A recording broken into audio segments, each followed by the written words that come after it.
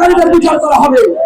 আমরা নুর ইসলাম ফারুকীকে হারিয়েছিলাম আওয়ামী লীগের আমলে, তখন আমার বেগম খালেদা জিয়া ওয়াদা করেছিল ক্ষমতায় আসতে এই ফারুকী হত্যাকারীদের বিচার করা হবে।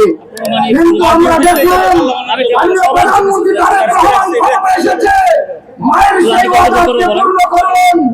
আমরা আরো দেখতে পেলাম ইউনূস সরকার ক্ষমতায় এসে মব সন্ত্রাসীর মাধ্যমে এদেশে খুনের রাজত্ব কায়েম করেছিল। ভাইরা আপনারা দেখেছেন শত শত আলী আল্লাহদের মাজার শরীফে হামলা করেছে, সেই মাজার শরীফের হামলাকারীরাই মাওলানা ওয়াহিদুদ্দিনকে হত্যা করেছে নির্মমভাবে।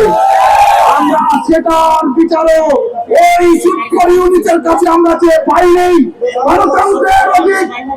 গণতান্ত্রিক ভাবে এদেশের রাষ্ট্রীয় ক্ষমতায় তারেক রহমান এসেছে, তার কাছে আজকে দাবি করে গেলাম অনেক বিলম্বে মাওলানা ওয়াহিদুদ্দিন হত্যাকারীদের বিচার করুন।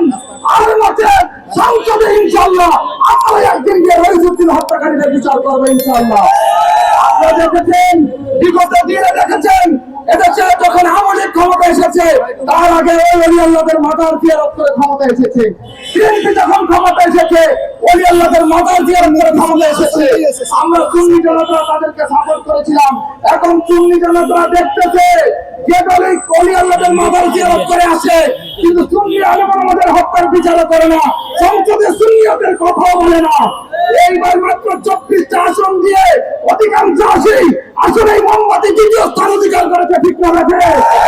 আর 300 আসন যদি আসন দেয় রাজপথে যদি সুন্নি জনতা নামে তাহলে এদেশের রাজপথের অবস্থান কি হতে পারে এটা আমরা দেখে দিব ইনশাআল্লাহ। এই মোমবাতির ভাইয়েরা আছে রে,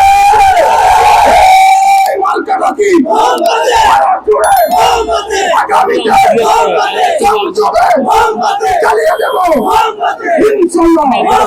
আসসালামু আলাইকুম ওয়া রাহমাতুল্লাহ। আমাদের অনেকগুলো প্রশ্ন আমরা দেখতে পাচ্ছি না, আমাদের প্রশ্ন